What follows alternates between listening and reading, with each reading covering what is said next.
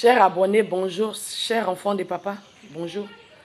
Bonjour à tous ceux qui me suivent. J'ai envie de vous dire meilleurs vœux, j'ai envie de vous souhaiter les meilleurs vœux, toutes les bonnes choses. Mais ce n'est pas comme ça que ça se passe. Voilà, alors même si je le dis, ça ne va pas marcher. Parce que ce n'est pas comme ça que ça se passe. Alors le vœu que je vais vous souhaiter, c'est que l'ange que papa a mis près de vous emmène à venir suivre les enseignements en ce lieu pour que votre vie change. Voilà. Pour que la vie change, c'est un enseignement. Ce n'est pas des paroles qui sortent, c'est un enseignement. Voilà. Pour vivre une vie, la pratique des écrits, c'est un enseignement. Alors, je prie que vous entrez dans l'enseignement que Jésus est en train de donner en ce lieu. Voilà. Alors, que chacun rentre dans l'enseignement et que sa vie soit belle. Que cette année, mon Père vous permet de rentrer dans l'enseignement afin que vous puissiez comprendre les choses, qu'il ouvre votre esprit afin de suivre les enseignements qu'il est en train de donner pour ses enfants. Que papa vous bénisse. En fait, ce matin, je vais un peu parler de la foi chrétienne. Vous savez, aujourd'hui, les chrétiens n'ont pas la foi. Et ce n'est pas leur faute. Ils ne peuvent pas avoir foi même en Jésus. Ce n'est pas possible. Ils ne peuvent pas avoir foi en Jésus parce qu'ils ne l'ont jamais vu. Les chrétiens ont plus foi en Satan qu'en Jésus. Parce qu'ils connaissent mieux Satan que Jésus. Vous savez pourquoi ils connaissent mieux Satan ou comment ils connaissent mieux Satan? C'est parce que dans nos églises, au lieu de prêcher Jésus, on a plus prêché Satan. On va faire venir des gens, des anciens satanistes, des anciens sorciers, et qui vont faire la démonstration de Satan. Et aujourd'hui, le chrétien sait plutôt que Satan existe, qu'il est réel. Mais quand un enfant de Dieu vient leur dire que je change avec Jésus, je parle avec lui, on dit, ah, ne l'invitons pas à l'église, hein, parce qu'on ne sait pas, on dirait que c'est un agent du diable. Vous voyez? Donc les chrétiens préfèrent savoir beaucoup de choses sur Satan que sur Jésus lui-même. Mais quelqu'un que tu n'as jamais vu, comment est-ce que tu peux avoir foi en lui? Comment est-ce que tu peux avoir foi en quelqu'un que tu n'as jamais vu? Mais aujourd'hui, ici, en ce lieu, Jésus nous a enseigné le fait de le voir. Alors je vous ai dit, papa se révèle. Aujourd'hui, on rentre dans son royaume, on parle avec lui, on échange avec lui. Ça, ce n'est pas un débat. Nous sommes dans la pratique des écrits. Papa avait annoncé ça à la femme samaritaine. Mais je ne sais pas ce qui a été fait pour ne pas que les hommes de Dieu sachent de quoi il s'agit jusqu'à présent. C'est pour ça que je dis souvent aux hommes de Dieu, laissez papa contrôler l'église. Vous allez voir, les choses vont se passer facilement. Si Jésus ne t'enseigne pas, tu es mort. Je te dis la vérité. La Bible est écrite comme ça, elle est ouverte devant toi 24 sur 24. Mais si papa ne t'enseigne pas, tu es mort. Ça, il faut que tu le saches. Hein. Si Jésus ne t'enseigne pas, tu es foutu, tu es mort. Alors, papa avait déjà annoncé ça à la femme samaritaine. Il dit, vos pères disent que c'est à Jérusalem qu'il faut adorer. Et vous dites que c'est sur la montagne. Mais moi, je vous dis que maintenant, là, ça ne sera plus sur la montagne qu'on ira adorer. Hein, que vous irez adorer. Mais les vrais adorateurs vont adorer le Père en esprit et en vérité. Et aujourd'hui, il y a des hommes de Dieu qui continuent d'aller chercher Dieu sur la montagne. Vous allez sur quelle montagne? Vous êtes des juifs. Vous allez chercher Jésus, vous allez chercher Dieu sur une montagne.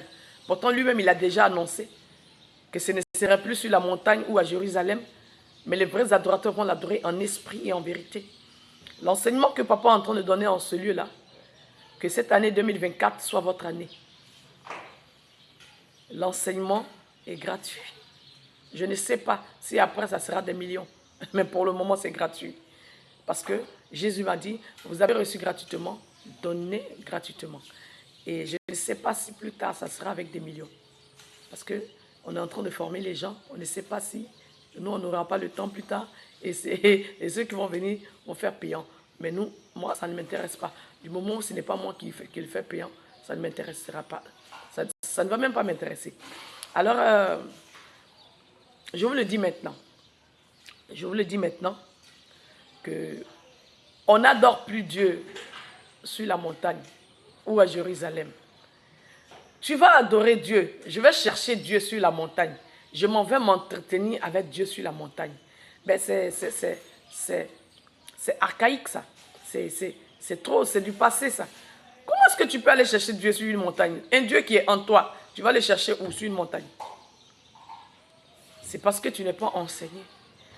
Pendant que tu marches, tu rentres dans son royaume, tu échanges avec lui, tu parles avec lui, il te dit ce que tu as fait, tu communiques avec les anges travaillent avec toi. Bon, c'est du réel, quoi, c'est du concret et c'est du quotidien. Mais quand j'entends un homme de Dieu me dire, je vais sur la montagne pour chercher Dieu, c'est choquant. C'est choquant. Alors, ce n'est pas votre faute, c'est parce que vous ne savez pas et vous n'êtes pas encore dans l'enseignement. Et il y a des hommes de Dieu que les gens ont tagués pour qu'ils suivent l'enseignement afin de leur faire comprendre des choses.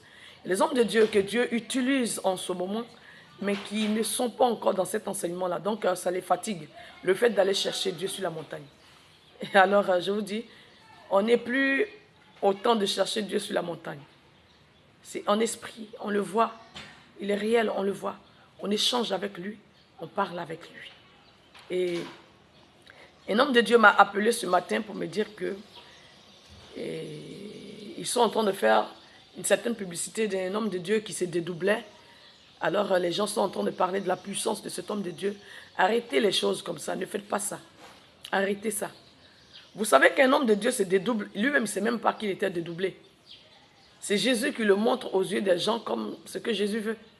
Voilà, donc arrêtez de penser que les hommes de Dieu qui sont puissants, et les hommes de Dieu aussi, quand les gens expliquent les choses comme ça autour de vous, recadrez les choses. Sinon, les gens vont commencer à vous adorer. Ce n'est pas bon. Vous savez, quand on est en train de suivre Jésus, la chose doit être tout pour Jésus, rien pour nous, tout pour Jésus. Un jour, pendant le culte, j'étais en train de prêcher, et je voyais les gens tourner. Ça tourne, les gens tournent. Et je me demandais au fond de moi, mais qu'est-ce qu'ils sont en train de chercher? Parce que quand je prêche, je circule un peu dans les rangées, je parle. Et je vois les gens me chercher. Les gens cherchent. Et je ne sais pas de quoi ils sont en train de parler. Et c'est après le culte, beaucoup sont venus vers moi et me disent, mais maman, quand tu es en train de prêcher, tu disparais jusqu'à après tu apparais. Tu disparais, on te cherche jusqu'à tu apparais. Bon, en fait, ce que je vous dis, c'est que moi-même, je ne savais pas que ça se faisait. Je ne savais pas. Alors, eux, s'ils sont en train de transmettre la chose, ils vont dire, elle disparaît pendant le culte et après, elle apparaît. Et tu laisses les gens écrire ça, mais les gens vont te vénérer. Alors, les hommes de Dieu ont dit qu'ils se dédoublent et autres. Je vous le dis, eux-mêmes, ils ne savent même pas qu'ils se dédoublent. Il faut qu'ils expliquent ça aux gens. Il ne faudrait pas que les gens pensent qu'il y a des hommes de Dieu qui sont puissants. Non, il y a un Dieu puissant. Il n'y a pas un homme de Dieu puissant. Il y a un Dieu puissant qui travaille avec qui il veut, de la manière dont il veut. À la manière, pardon, dont il veut. Il n'y a pas un homme de Dieu puissant. Non. Et souvent, quand les gens me disent, « Oh non, mais tu es tellement puissante », je recadre rapidement. Je leur dis non, c'est parce qu'il y a un Dieu puissant qui vit en moi et qui fonctionne de la sorte. Ne laissez pas les gens vous vénérer. Ce n'est pas vous, c'est papa. Et il est venu reprendre sa place au sein de l'église. On ne peut pas encore, nous qui l'a envoyé pour réparer les choses, on ne peut pas encore laisser les gens faire ce genre de trucs-là. Aucun homme de Dieu n'est puissant. Je vous ai dit, Élie n'était pas un homme de Dieu puissant. Élie avait un grand Dieu puissant. Moïse n'était pas puissant. Il avait un grand Dieu puissant. Alors, calmez-vous un peu. Calmez-vous. Et laissez Dieu travailler comme il veut avec vous. Quelqu'un me disait, quand j'étais allé au village maman, alors j'ai senti dans mes rêves qu'on venait me frapper. Et j'ai vu, tu as apparu, tu as tapé la chose et tu as jeté. Et j'ai dit à cette personne, ce n'était pas moi, c'était Jésus.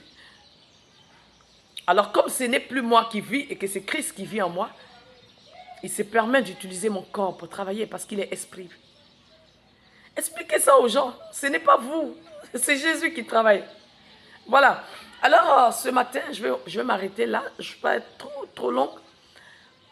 On ne pourra pas déclarer des choses sur votre vie si vous n'appartenez pas totalement à Jésus. Alors, je veux cette année que vous vous concentrez sur cela. et que vous rentrez dans l'enseignement que papa est en train de